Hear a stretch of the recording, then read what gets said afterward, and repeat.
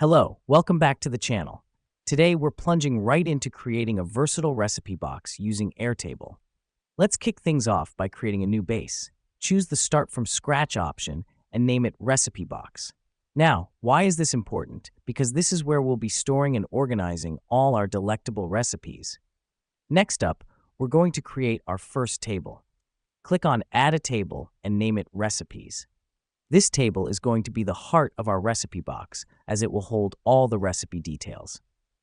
Now that we've done that, let's add some fields.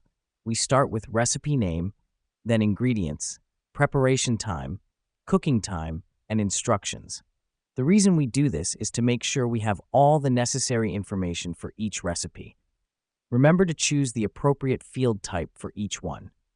Moving on, we're going to create a second table and call it Ingredients. In this table, we'll list all our ingredients, their quantity, and their cost. Here's what's happening behind the scenes. When you list an ingredient in the Recipes table, Airtable will automatically link it to the Ingredients table. This helps us because it allows us to easily track what ingredients we have and what we need to buy. Last but not least, let's add a view. Click on Add a View in the Recipes table and choose Gallery. Name it Recipe Gallery.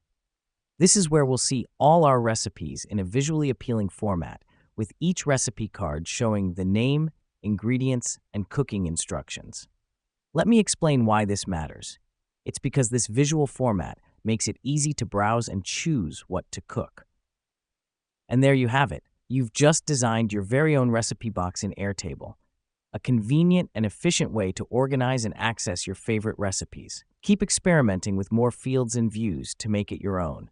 Remember, the key is to make it work for you. Thanks for watching and happy cooking.